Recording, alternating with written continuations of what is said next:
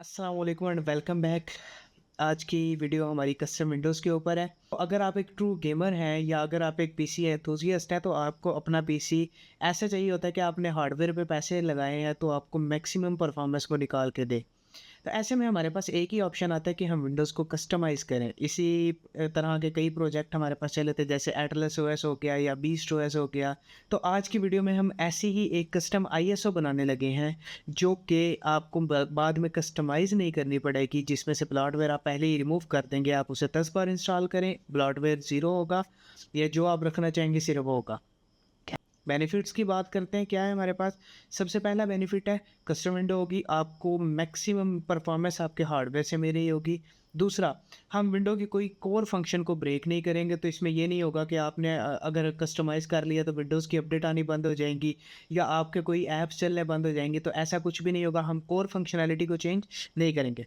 तीसरा बेनिफिट क्या होगा, बिगिनर फ्रेंडली है, कोई टूल हमें डाउनलोड करने की ज़रूरत नहीं है। सिंपल एक शेल की स्क्रिप्ट होगी, उसको रन करके हम सारा काम कर रहे होंगे, तो ईज़ी टू सेटअप है और कुछ ही क्लिक्स में आपकी विंडोज़ इंस्टॉल हो जाएगी। चौथा, बिल्कुल सेफ मेथड होगा, आप खुद अपनी विंडो बना रहे होंगे तो आपको पता होगा कि इसमें क्या चीज़ें आ रही हैं और कोई भी मालवेयर वगैरह आपकी उस आईएसओ में नहीं होगा। तो सेफ्टी पॉइंट ऑफ व्यू से भी एक ये सिक्योर ऑपरेटिंग सिस्टम आपको मिलेगा और उसका फ़ायदा उठा सकते हैं। चलते हैं अपनी स्क्रीन की तरफ विदाउट वेस्टिंग एनी टाइम और देखते हैं किस तरह से हम ये विंडो बनाएंगे और फिर इसको डिप्लॉय करके चेक करेंगे कि किस तरह से हमारी ये विंडो काम करती है। तो सबसे पहली चीज़ जो हमें चाहिए वो एक विंडोज़ की आईएसओ है। आप सिंपली microsoft.com पे आके इसको डाउनलोड कर सकते हैं।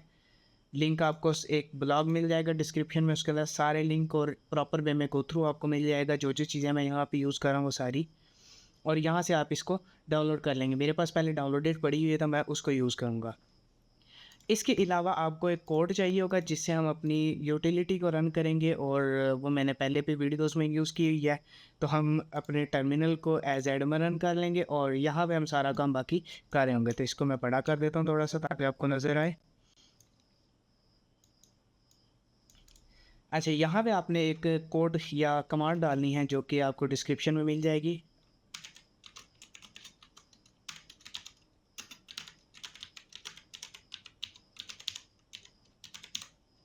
ठीक है, ये कमांड आपने डालनी है और जैसे ही आप इसको एंटर करेंगे तो आपके पास एक यूटिलिटी खुद ब खुद डाउनलोड होने लग जाएगी और ये इसी कमांड से रन होगी सिर्फ।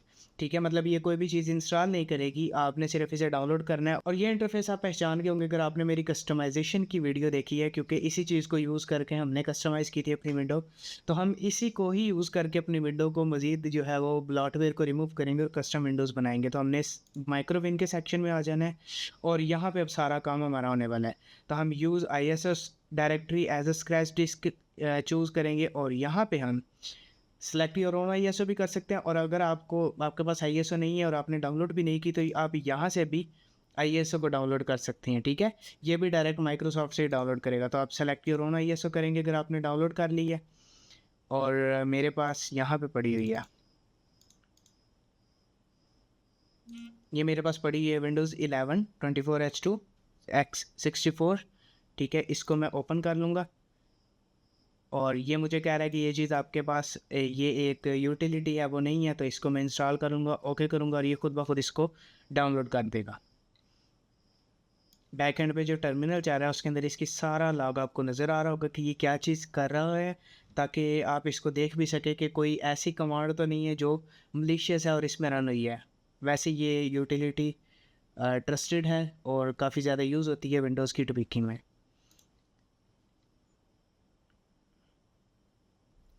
ये तो देखें, इसने यूटिलिटी डाउनलोड कर लिया और अब मेरी फाइल्स को कॉपी कर रहा है स्क्रैच डिस्क में, और इसको हम थोड़ा सा टाइम देते हैं स्क्रैच डिस्क में कॉपी होने का। यहाँ पे आप देख सकते हैं कि मेरी जो ड्राइव यूज़ हो रही है वो 100% पे है। जी, तो हमारी जो ISO है वो माउंट हो चुकी है और उसकी फ़ाइल्स कॉपी हो चुकी हैं। अब हम यहाँ पे कुछ चीज़ें सेलेक्ट करेंगे, जैसे अगर मैंने इसी सिस्टम पे इंस्टॉल करना है तो मेरे पास यहाँ पे कुछ कस्टमाइजेशन के ऑप्शन आ रहे हैं। फॉर एग्जांपल मैं प्रो अगर इंस्टॉल करना चाहता हूँ तो सिर्फ प्रो वाली को रखूँगा, बाकी रिमूव कर दूँगा। तो मैं 11 प्रो सेलेक्ट करूँगा। अगर मैं ड्राइवर इंजेक्ट करना चाहता हूँ, मतलब मैंने इसी सिस्टम के ऊपर अगर इंस्टॉल करना है, फॉर एग्जांपल मैं एनवीडिया के या AMD के ड्राइवर्स को इंजेक्ट करना चाहता हूँ, तो यहाँ पे मैं उनको इजेक्ट कर सकता हूँ। और अगर मैं इसी सिस्टम में इंस्टॉल करना चाह रहा हूँ तो मैं इसी सिस्टम के सारे ड्राइवर्स को भी इंजेक्ट कर सकता हूँ, ताकि मेरी विंडोज़ में दोबारा से मुझे ड्राइवर करने की ज़रूरत पेश ना आए। तो अभी मैं ये नहीं करूँगा। और अगर आप इसको वर्चुअल मशीन वगैरह के अंदर भी चलाना चाह रहे हैं तो आप बिल्ट आईओ के ड्राइवर भी इसमें इंजेक्ट कर सकते हैं। उसके बाद अगर आपके पास मिंटा ड्राइव है तो आप कॉपी टू मिंटा इसको सिलेक्ट कर लेंगे।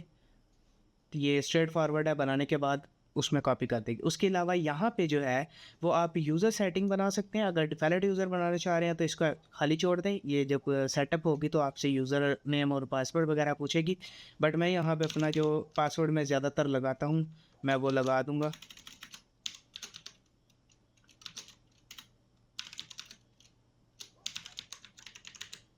ठीक है, और स्टार्ट द प्रोसेस करूँगा। और अब ये मुझे बता रहा है कि कहाँ पे आपने सेव करना है, तो मैं किसी और ड्राइव में यहाँ पे मैं सेव करूँगा अपनी कस्टम माइक्रोविन।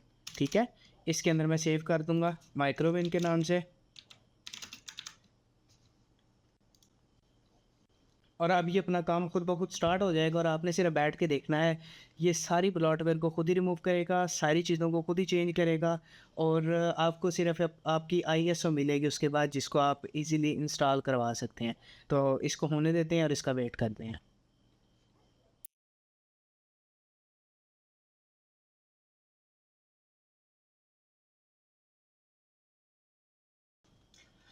तो हमारी आईएसओ बन के रेडी हो चुकी है और ये बता रहा है कि एच कस्टम माइक्रोवेन फोल्डर में माइक्रो 11.iso के नाम से मौजूद है।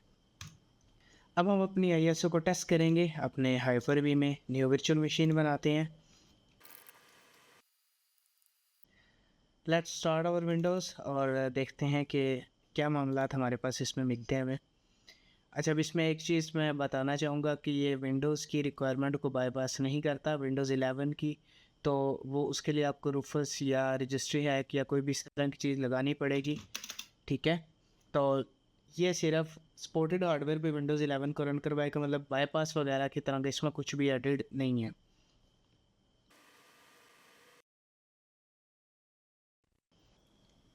तो यहाँ पे देखें मेरे पास ये डायरेक्ट CMD वगैरह भी कुछ आए हैं और डायरेक्ट जो मेरे पास है वो यूज़र भी बन चुका है और अब डेस्कटॉप आएगा सीधा सीधा।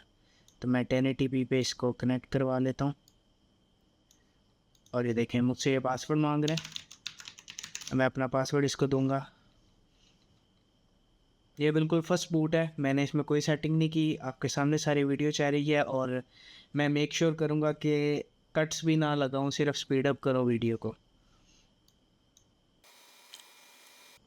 बाय द वे इससे हमने क्योंकि एक लोकल यूज़र बना लिया है, आंसर फाइल आई थिंक इसमें बनी होगी, तो हमें माइक्रोसॉफ्ट आईडी की रिस्ट्रिक्शन भी हमारी बाईपास हो चुकी है।